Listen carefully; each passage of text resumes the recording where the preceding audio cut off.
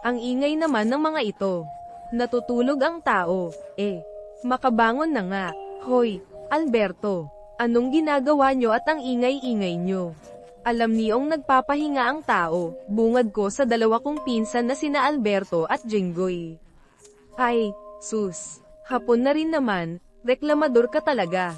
Nagtatawanan kasi kami dito, dahil yang si Mang Kulez, biglang dumaan dito, nagtatanong kung may nakita raw ba kaming baboy ramo at malaking aso kagabi.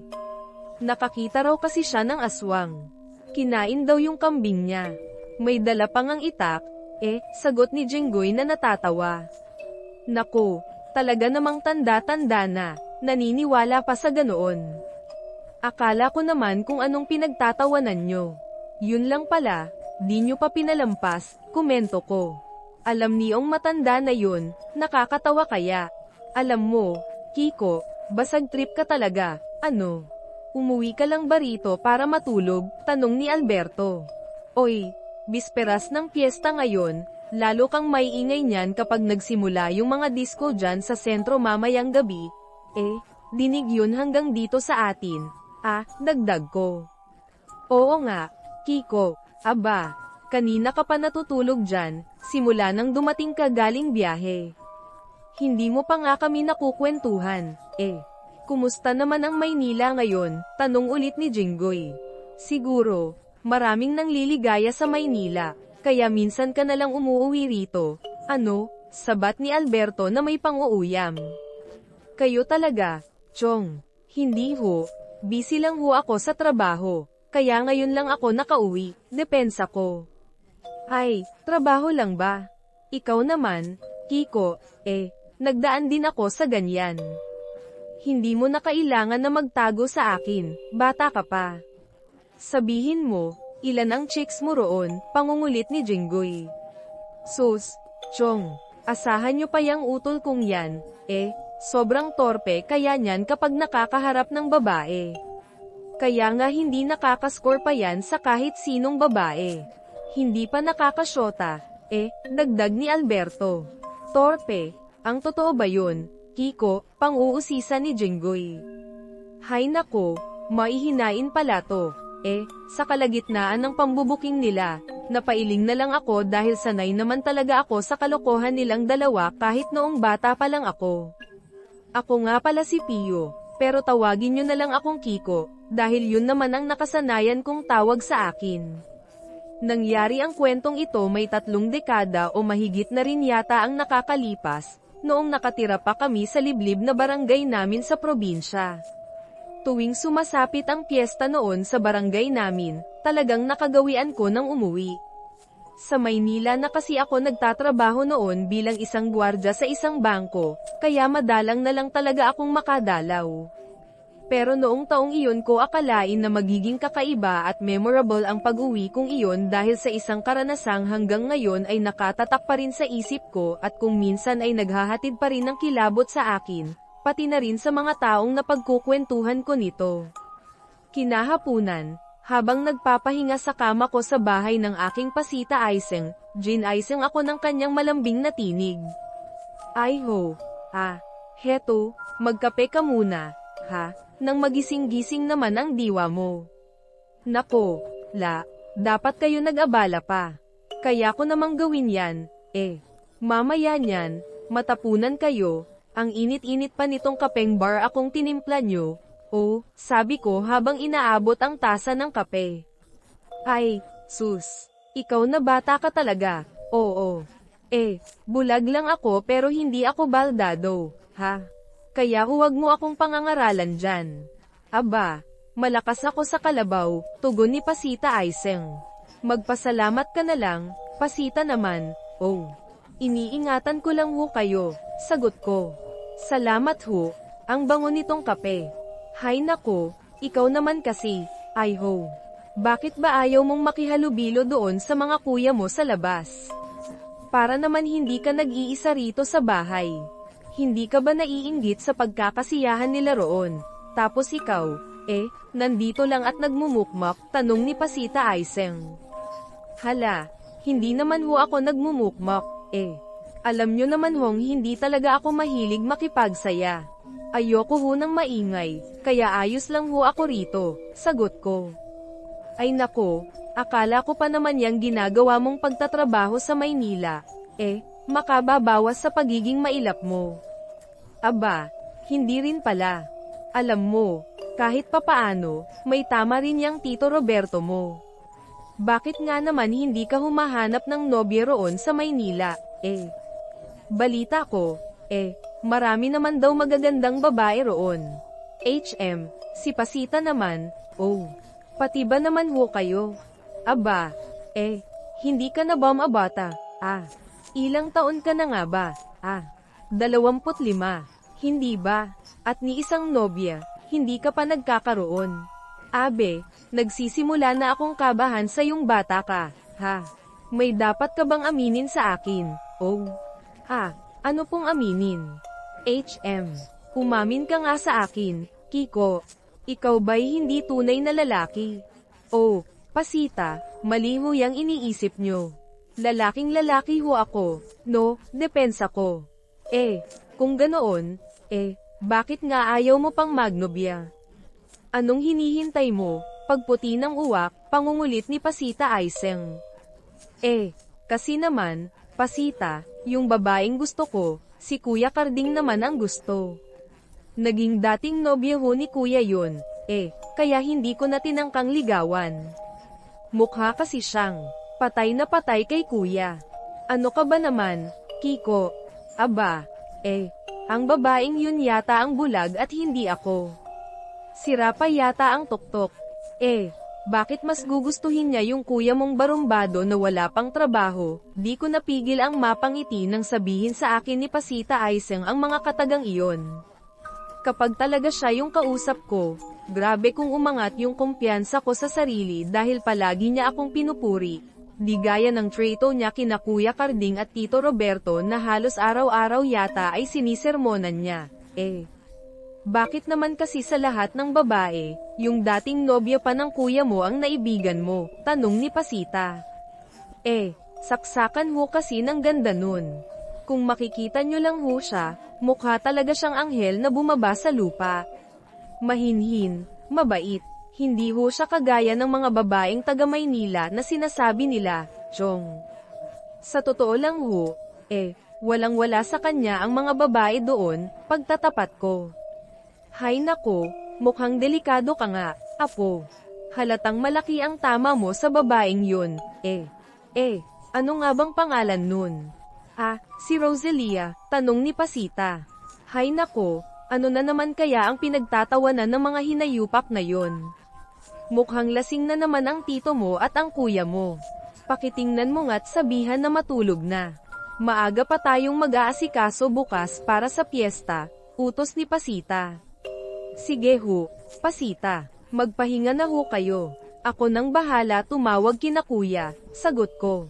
Sinundan ko ng tingin si Pasita Aiseng hanggang sa makapasok na siya sa kwarto niya. Tapos tsaka ako lumapit sa bintana para silipin sina Kuya Karding at Tito Roberto. Doon na lang sila sisigawan dahil tinatamad naman akong lumabas. Nagtatawanan pa rin sila nung sumilip ako mula sa pwesto ko. Naririnig ko rin kung anong mga sinasabi nila dahil ang lakas talaga ng boses ni na Kuya. Palibhasay mga lasing na naman. Habulin mo. Baka sakaling makasalubong ka. Baka mahanap mo yung hinahanap mong aswang. Talaga namang tong si Mang Kulez. Ano? Kagabi pa yan nagtatanong tungkol sa babaeng nagsumpa ng baboy ramo daw. Nakita niyang tumatakbo sa daan. Ayaw pa kasi mag-asawa nito ni Mang Kulez. Kung ano-ano tuloy naiisip, sabi ni Tito Roberto. Ay, oo nga, kulang lang sa romansa yan, dagdag ni Kuya Karding. Napailing na lamang ako noon sa ginagawang pambubuko ni Kuya Karding kay Mang Kulez na nakita kong naglakad na lang palayo dala ang itak niya, at hindi na lang sila pinansin pa. Mukhang wala itong pakialam kung pinagtatawanan siya dahil desidido talaga siyang hanapin ang kung ano ang hinahanap niya ng mga sandaling yun. Kuya, Chong, pumasok na raw kayo rito, sabi ni Pasita. maaga pa raw tayong gigising bukas dahil mag-aasikaso pa tayo para sa piyesta, sigaw ko. Oh, na. Oh, na. Nandyan na. Panira naman to, Nagkakasiyahan lang kami, sagot ni Kuya Carding. Oo nga, Kiko, dagdag ni Tito Roberto. Tara na nga, Chong, Kiko. Bago kayo pumasok, ligpitin nyo muna yung pinag-inuman nyo.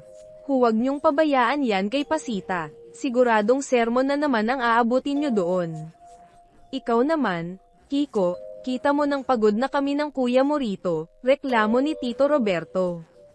Ikaw bahala dyan, kaya mo na yan, sagot ni Kuya Carding. Oo nga, tol, kaya mo na yan. Pasok na kami, ha? Pero hindi na ako pinansin pa ng dalawang lasenggo, at nagunahan pa silang pumasok sa loob ng bahay at dumiretso na sa mga tulugan nila.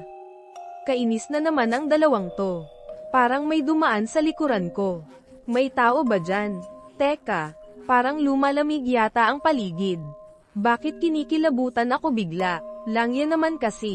Oh, bukas ko na nga uunahin tong mga kalat na to. Wala naman akong nakitang tao nun sa paligid ko nang mapalingon ako, pero sigurado talaga ako ng mga sandaling yon na may naramdaman akong presensyang dumaan sa likod ko dahil naramdaman ko pa yung puwersa ng hanging nilikha ng pagtakbo nito. Hindi naman ako likas na matatakutin. Sa katunayan nga ay sanay na ako na mag-isa sa gabi dahil sa uri ng trabaho ko ng mga panahong iyon, pero ng gabing yon ay hindi ko talaga naiwasang hindi kilabutan lalo pa at napapaligiran ng nagtatayugang puno noon ang palibot ng bahay ni Pasita kung saan din kami nakatira. Sumasabay pa sa malamig na ihip ng hangin noon ang mga dahon, at ang tanging maririnig mo lang na ingay sa paligid ay ang nagkikiskisang tunog nito na sinasabayan pa ng huni ng mga panggabing ibon at insekto. Hay, makapasok na nga lang. Teka, si Mang Kulez. Ulit yun, bakit may dala na namang itak yun? Sandali, parang manok yata yung bitbit. Pero bakit parang ubos na yata ang laman nung manok Hindi pa nga natatanggalan ng balahibo. Hoy, tol, kuya, sigaw ko. Langya ka, bakit ka nang gugulat? Napakagulo naman. Ba't kasi hindi ka pa pumasok doon sa loob? Pinasilip ka na ni Pasita doon sa kwarto. Hinahanap ka na raw niya. Nakita kaya ikaw na ang pinasundo sa akin. Ano ang sinisipat mo dyan? Tanong ni Kuya Carding. Tingnan mo nga, tama ba ako? Manok yung daladala nung yun ni Mang Kulez, di ba, ha? Sige nga, oo, nga, no, mukhang kakatayin niya. Baka panghahanda yan. Tingnan mo nga yung maigi. Kakatayin niya yan, halos parang ubos na nga yata ang laman yan, hindi pa naman natatanggalan ng balahibo. Teka, oo nga, no, laging naghahanap pa siya ng aswang. Baka naman sarili niyang hinahanap, siya mismo. Simula pa kagabi, alam mo, dati pa talaga ako nahihiwagaan dyan sa matandang yan, Nakakapagtaka na parang hindi tumatanda. 70 anyos na, malakas pa rin. Sabi ni Kuya Carding. Ang ibig mo sabihin, matagal mo nang pinaghihinala ang aswang yang si Mang Kulez, kuya. Ganon na nga. Teka, kuya, bahala ka kapag ayaw mo pang pumasok sa loob, pag ikaw inaswang dyan, Oh, ito na. Oo nga, sagot ni Kuya Carding. Sinasabi ko sa'yo, nakita nga namin si Mang Kulez kagabi na may daladalang patay na manok, parang kinain ang buhay. Halos wala nang natirang laman sa buto. Baka naman guni-guni mo lang ang yun. Hoy, pareho tayong lasing kagabi. Baka na naginip ka lang, depensa ko. Oh, ayan, tamang-tama at nagising na tong utol ko. Tol, sabihin mo nga dito kay Chong na nakita natin kagabi si Mang Kulez. Hindi naniniwala, sabi ni Kuya Carding kay Tito Roberto. Di ba? Nagsasabi naman ako na totoo. Sinasabi ko kay Chong na baka nga aswang yan si Mang Kulez. Kaya kahit matanda na, malakas pa rin kaysa sa kalabaw, dagdag ni Tito Roberto. Ay, ewan ko sa inyong dalawa. Itigil nyo na ako dyan sa pagtatalo nyo. Hayaan nyo na yung si Mang Kulez. Ba't ba pinoproblema nyo siya? Hindi naman kayo inaano. Huwag mo naman akong pangaralan. Tingnan mo nga muna yung itsura mo. Halata naman hindi ka nakatulog dahil sa kakaisip ng nakita natin kagabi. Bayag ka na lang. Huwag mo nga akong igaya sa'yo, kuya. Hindi ako naniniwala sa aswang. Yayabang mo naman, sagot ni Kuya Karding. Kahapon ko pa napapansin yang asta mo ha. Bakit? Kaya mo na ba ako? Bigla na lang akong tinindigan ni Kuya Karding noon na para bang naghahamon siya ng away. Ako naman agad na umakmang papalag din dahil sa totoo lang ay napipikon na ako. Totoo kasi ang sinasabi ni Kuya Karding noon na hindi nga ako nakatulog kagabi dahil kakaisip kay Mang Kulez. Naduduwag kasi talaga akong isiping posibleng ang may katotohanan ang sinasabi niya na isa nga itong aswang, pero nahihiya kong aminin yun sa kanila. Nagsinungaling ako nang sabihin kong hindi ako naniniwala sa aswang at iba pang nilalang na di nakikita ng normal na mata dahil ang totoo, bata pa lang ako ay marami na akong mga kakaibang karanasan sa probinsya namin. Talagang papalag ka na, ano? Ikaw, na kapag Maynila ka na, akala mo kung sino ka na, Gwardya ka lang naman dyan sa Maynila. Kesa naman sa'yo, hanggang ngayon, tambay pa rin at walang pangarap sa buhay. Hoy, ano bang pinagkakaguluhan nyo dyan, ha? Nag-aaway ba kayo? Nako, umayos kayo, ha? May bisita tayo. Awit sa mga salitang ito ni Pasita Aiseng. Otomatiko kaming naghiwalay agad ni Kuya Karding nang humahangos na sumilip mula sa likuran ni Pasita noon ang isang napakagandang mukha ng babae na halos makalaglag ng pangako. Teka, Rosalia, ikaw na ba yan? Tanong ni Kuya Karding. Oo, Jepoy.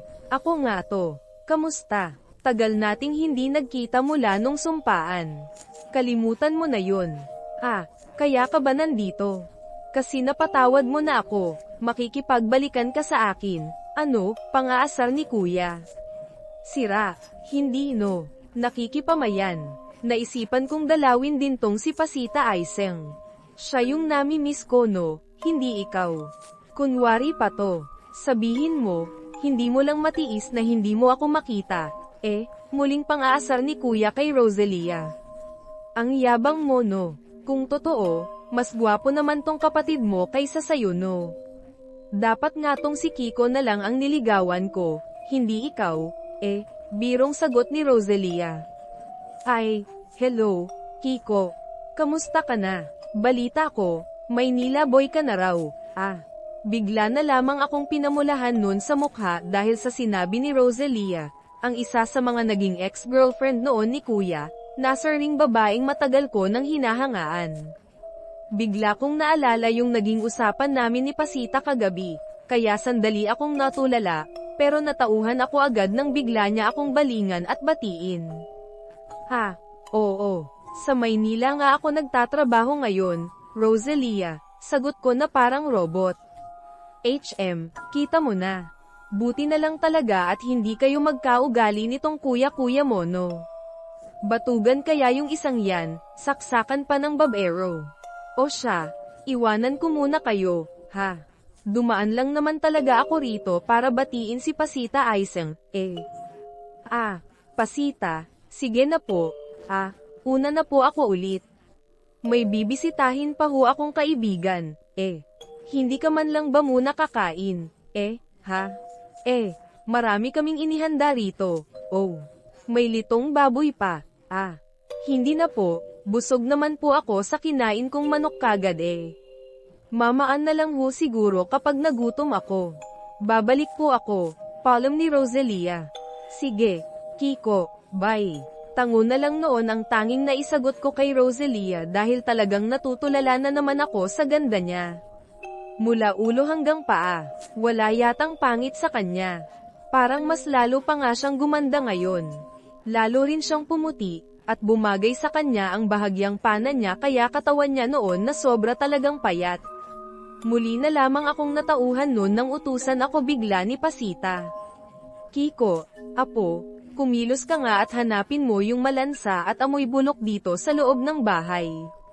Hay, nakakahiya sa bisita kanina, umaalingasaw, hindi lang ako makapagreklamo, mabaho, utos ni Pasita. Wala naman ho akong naamoy kanina. Saan ho ba banda yung naamoy nyo? Tanong ko. Aba, ewan ko, biglang nawala yung amoy. Pero maghanap ka pa rin, apo, ha? Para kapag dumating na yung bisita, hindi maaamoy ang mabaho dito sa bahay. Saan ho ba galing yung amoy, Pasita? Saan po yung mabahong amoy na aamoy nyo kanina? Kanina doon sa may kusina habang nagtitimpla ako ng kape, pero naamoy ko rin dito sa salas. Ngayon lang, likas talagang malakas ang pang-amoy ni Pasita Aiseng, kaya agad akong sumunod sa kanya. Una akong nagpunta nun sa kusina dahil wala naman kaming naamoy sa salas. Pagdating ko doon, agad ngang umalingasaw ang mabahong amoy. Napalingga ako sa bukas na bintana ng kusina na katabi ng pintuan naming papunta sa likod bahay. Mukhang doon sa labas gagaling yung mabahong amoy. Dito nga, Langya, Kadiri, bakit may nabubulok na laman ng loob ng baboy dito? Sigaw ko. Kuya Karding, Chong halika kayo rito, maipapakita ako. Hoy, huwag kang makasigaw dyan. Akala namin kung napano ka na, nakakadiri kasi to. Sino ba ang nagtapon nito dito sa tapat ng bintana? Tingnan nyo, inuod na. Oh, Kadiri, hindi ako, depensa ni Kuya Karding. Hoy, Jepoy, ikaw ba ang nagtapon nito, ha? Anong ako? Bakit naman akong magtatapon ng laman loob ng baboy dyan, Kagabi lang naman tayo nagletsyon, di ba? Isang buwan na tayong puro gulay. Mapupurga na nga ako, Base sa itsura niyan, mukhang ilang araw na yan nabubulok dyan. Ngayon lang nangangamoy. Sino naman ba ang magtatapon nito? Kayo-kayo lang naman ang nandito. Imposible namang si Pasita. Sabi ni Tito Roberto. Huwag mo kaming pagbintangan. Nasabi ko naman sa'yo, kagabi lang kami nagkatay ng baboy, At saka nakita mo naman na niluto rin naman namin pati yung lamang loob nung kinatay namin kagabi, tapos ginawa naming pulutan, Teka, wala namang palahig na dumadaan dito sa atin kundi si Mang Kulez, sagot ko. Oo, siya nga, sinasabi ko na nga ba, may hindi talaga tamang nangyayari sa matandang yun. Bakit naman dito pa magtatapon ng lamang loob yang si Mang Kulez, Mas malawak naman ang lupa niya kaysa sa bakuran natin, Tanong ni Kuya Karding. Ano ba siya nagpapakahirap? Malay mo, may iba pang dahilan. Ano na namang ibig mong sabihin, Kuya? Tanong ni Tito Roberto. Ewan ko, malay ko. Malay ba natin kung ginawa niya yan para makaiwas siya na pagbintangan? Ang dami mo pang pasikot-sikot, Kuya. Bakit di mo nalang diretsahin? Ano ba kasing tinutumbok mo? Malay mo hindi pala lamang loob ng baboy ito. Malay mo galing pala yan sa tao ha. Ano? Bakit? Hindi naman malayo mangyari yun, Kung tama yung hinala ko tungkol sa kanya simula pa kagabi, sabi ni Kuya. Aba, siya lang naman onong pabalik-balik dito sa atin, At saka isa pa, di ba, nung isang buwan nabanggit mo sa akin na uso raw yung bigla na lang nawawala yung mga batang babae sa kabilang baryo, Nahanap na kaya yung mga yun? Tanong ko. Oo nga no, Naalala ko, kagabi, balita ko hanggang ngayon, naghahanap pa rin yung mga magulang ng batang nawawala. O di ba? Nung nakarang buwan lang din, ilang beses nagpunta yan si Mang Kulez sa kabilang baryo dahil may katransaksyon daw siya doon tungkol sa lupa niya, Siya nga mismo ang nagsabi nun sa'yo nakausap mo siya di ba Tong? Sandali nga, sabi ni Kuya. Kuya, Tong, anong mga nawawalang bata? Ano bang pinagsasabi nyo?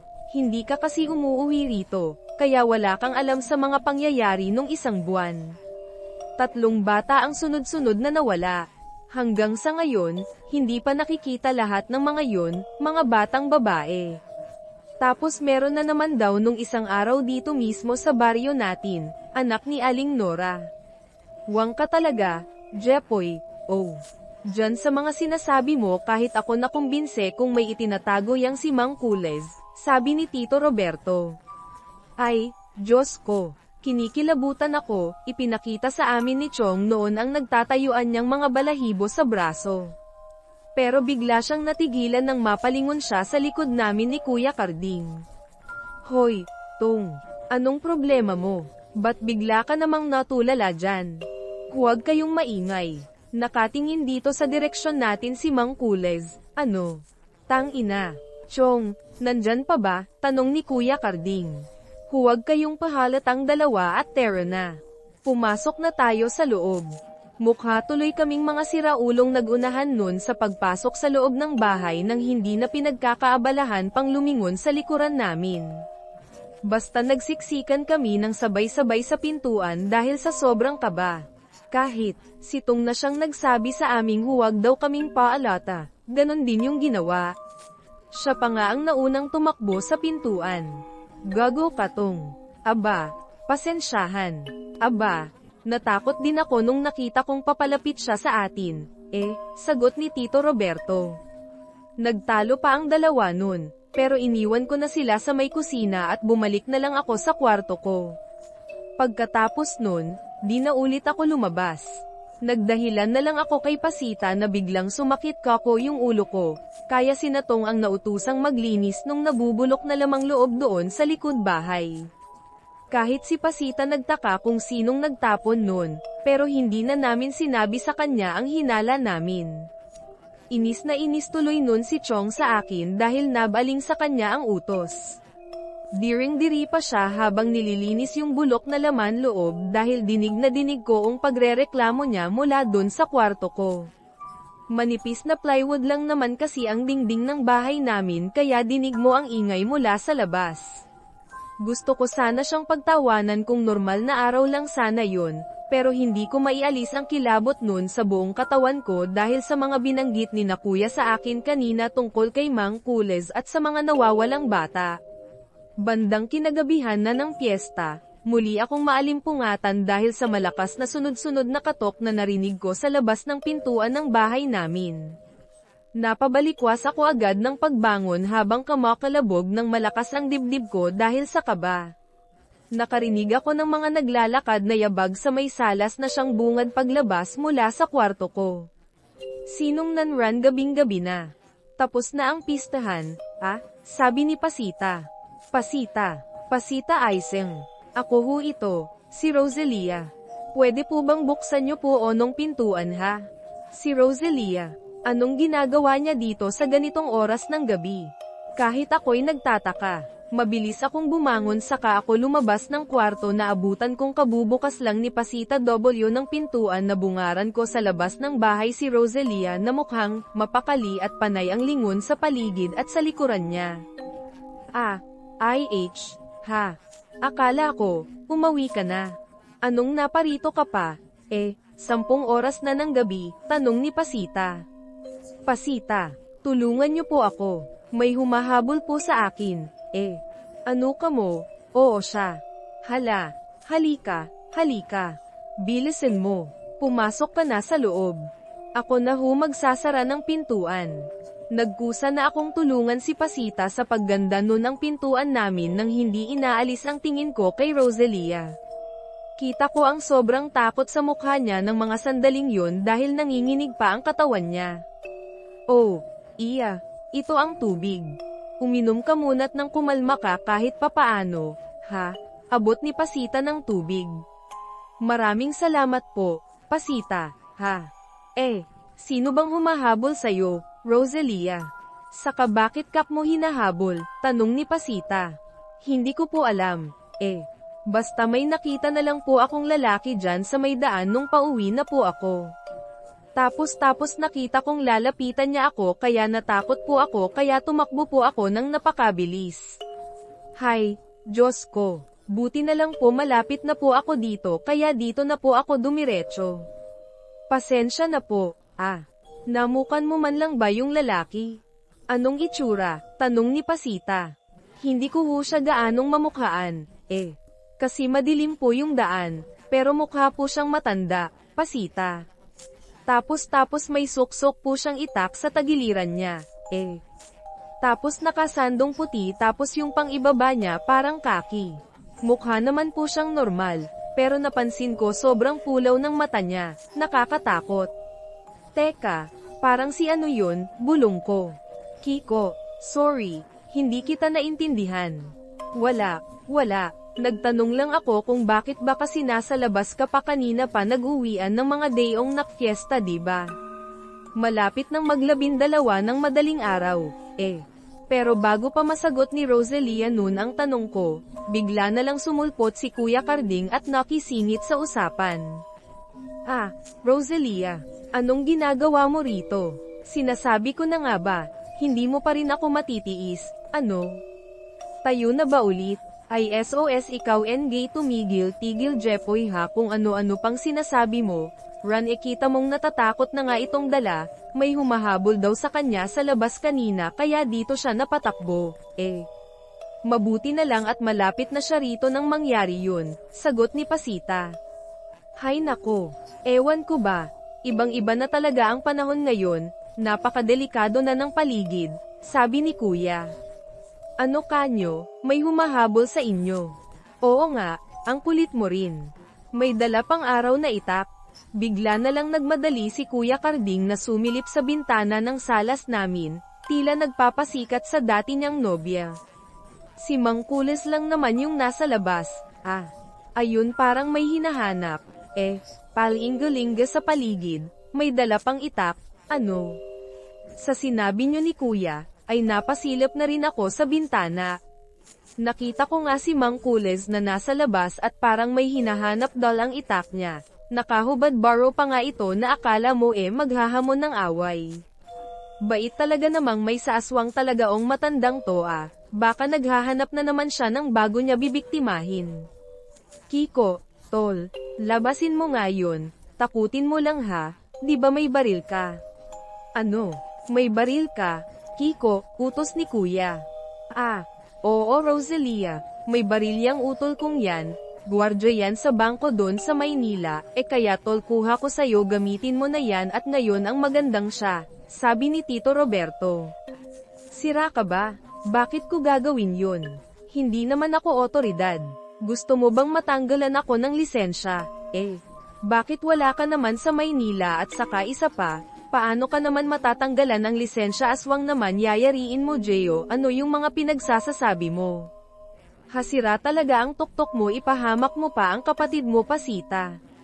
Totoo naman onong sinasabi ko, matagal na talaga akong nahihiwagaan dyan kay Mang. Oo, sa tingin ko kumpleto na ang kwento.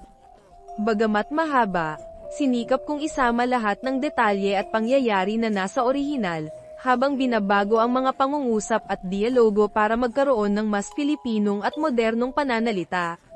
Nagdagdag din ako ng ilang mga detalye, tulad ng pagiging gwardya ni Kiko at ang relasyon ni Pasita Aiseng sa mga apo niya, upang mas maging makulay at kapana-panabik ang kwento. Kung may napansin kang nawawala o kung may gusto kang ipabago, sabihin mo lang sa akin.